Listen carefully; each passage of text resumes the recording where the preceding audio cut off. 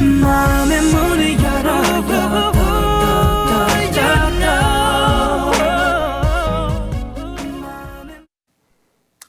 안녕하세요, 김기웅입니다. 반갑습니다. 여러분, 2020 수능 개념을 함께할 선생님이고요.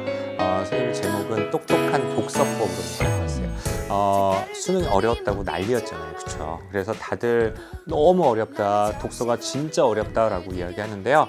여기에서 우리가 준비할 건 딱 한 가지인 것 같아요.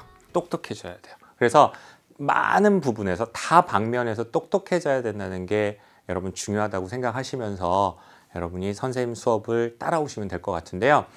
선생님은 여러분한테만 똑똑해져라 라고 이야기하지 않을 거예요. 선생님도 나름 정말 공부하면서 여러분과 같이 할 거예요. 그리고 선생님이 2009년부터 수능 특강을 같이 했기 때문에 정말 오랫동안 EBS와 함께한 선생님이에요. 그러니까 그 노하우는 무시할 수 없겠죠. 그래서 여러분을 완벽에 가깝게 좀 만들어 드릴 테니까 믿고 따라오시면 될 것 같아요. 자, 그러면 이 독서는 어떻게 하는 것이냐라는 걸 그냥 단계별로 간단하게만 보자면요. 읽기 전 활동은 예측을 해야 되죠. 글이라는 건 여러분 적극적으로 능동적으로 좀 읽어주셔야 돼요. 수동적으로 따라가면 안 되거든요. 그러려면 발문을 통한 화제를 예측하거나 아니면 첫 번째 단락의 첫 줄만 읽어도 여러분 어떤 화제겠구나라는 걸 예측할 수 있거든요. 그래서 예측하면서 읽어주셔야 되고요. 자, 읽기 중 활동은 핵심 정보를 파악하고 개념, 특징, 원리, 과정, 견해, 관점, 입장 이런 걸 볼 겁니다. 그리고 읽기 후 활동은 당연히 내용 일치, 그다음 보기 적용 문제, 구체적인 적용이라고 보시면 되겠죠. 그런 것들을 보게 된다라고 보면 되고요. 어려워진 독서에서의 생존법은 다시 이야기하지만 똑똑해지자. 명심하십시오. 선생님, 전 똑똑하지 않은 학생인데요. 괜찮습니다. 2학년 때 국어 성적은요, 여러분 3학년과 일치한다고 보시면 안 돼요. 분명히 어려워지거든요. 그래서 여러분이 얼마나 노력하는 자세로, 사고하려는 자세로 독서를 보느냐, 이거에 따라서 여러분 첫 출발과 끝은 분명히 달라질 것이다라는 걸 명심하면 좋을 것 같아요. 알겠죠? 자, 독서의 출제 양상을 간단하게만 말씀드리면요.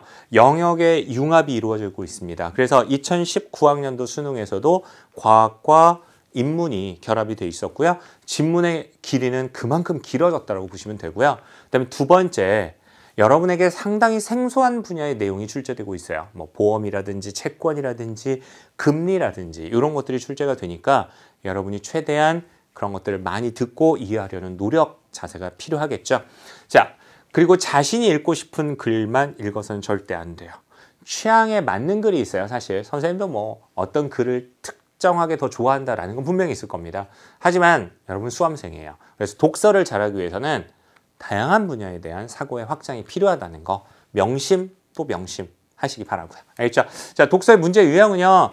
사실 여기에서 벗어나지 않을 거예요. 그러니까 여러분이 어떤 유형에 대해서 너무 두려움을 갖거나 너무 유형만 생각할 필요는 없다라는 걸 말씀드리고 싶어요.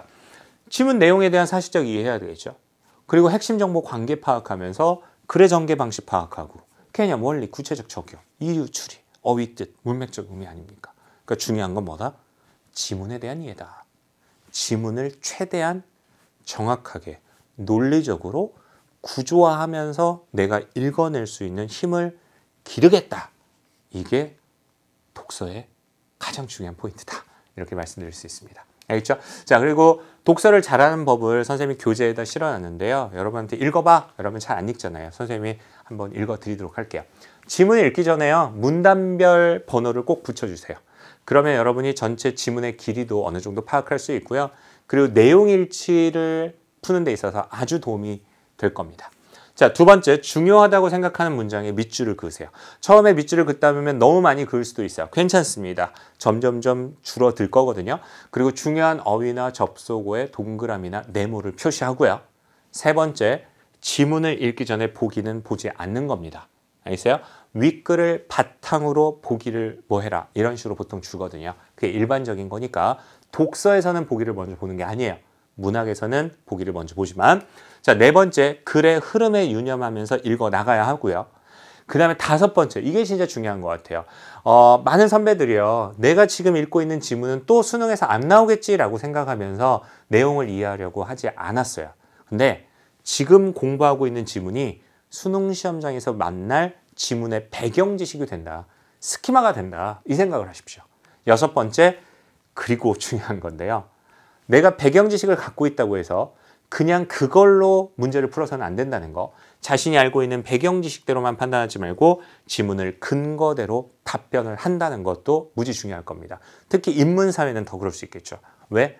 관점에 따라서 입장에 따라서 특정 화제 바라보는 시각이 분명히 달라질 수 있으니까 여러분이 알고 있던 내용과 다를 수 있다는 거 명심하면 될 것 같아요. 알겠죠? 자, 문제 해결을 위한 독서 포인트는 선생님이 교재에다 실어놨으니까 여러분이 한번 보시면 될 것 같습니다. 알겠죠?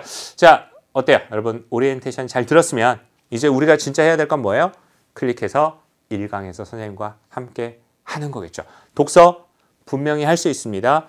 I can do it 외치면서 1강에서 선생님 기다리고 있겠습니다. 1강에서 뵐게요. 안녕!